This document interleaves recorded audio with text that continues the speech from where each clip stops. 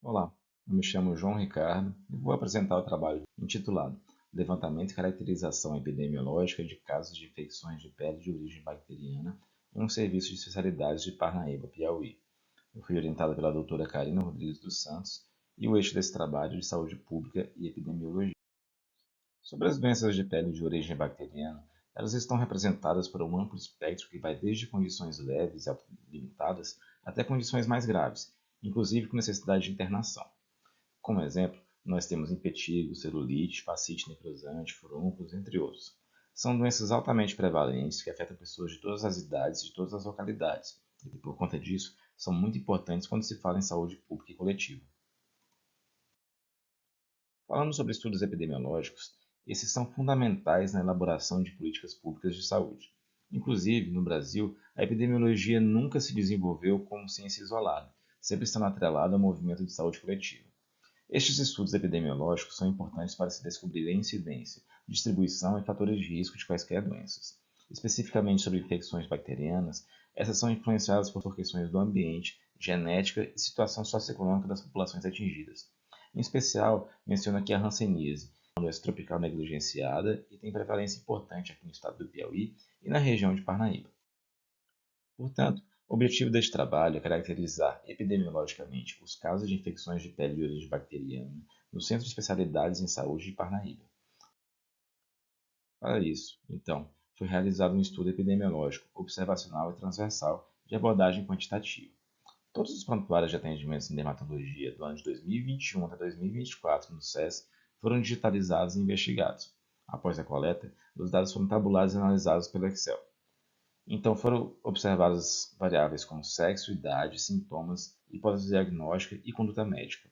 Infelizmente, dados como naturalidade, estado civil, renda e raça não constavam nos prontuários. Então foram coletados 1.886 prontuários, dos quais 238 eram ilegíveis mesmo com experiência na área. Desses, então, foram identificados 156 como sendo de doenças de origem bacteriana. 3 deles tinham mais de uma entidade nosológica, tinham 2 entidades. E 4 desses prontuários eram de pacientes que já tinham sido consultados. Então, nós tivemos 152 pacientes únicos. Desses 152 pacientes, 93 eram mulheres, ou 61,18%.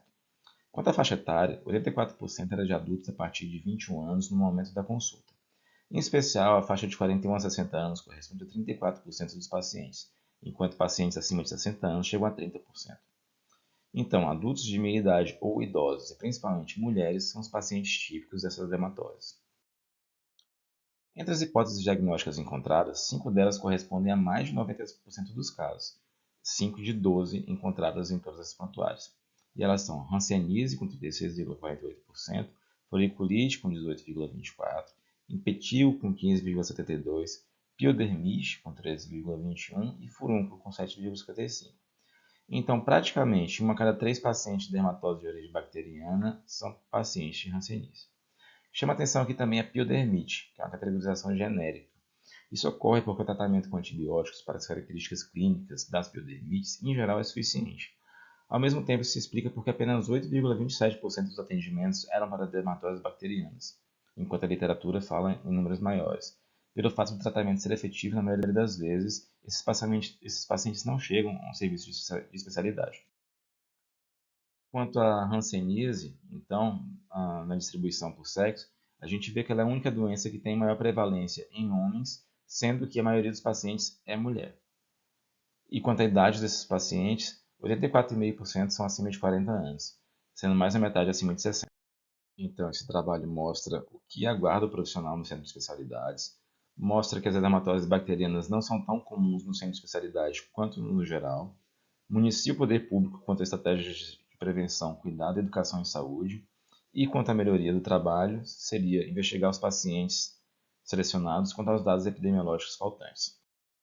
Essas foram as referências. Agradeço a orientação da professora Karina Rodrigues dos Santos, a Liga de Dermatologia LIAD UFDPAR, ao SES por permitir a realização desse trabalho, e a doutora Denise Evelyn Machado, dermatologista do SES, por tantas contribuições que ela fez durante esse período. E a você pela atenção. Muito obrigado.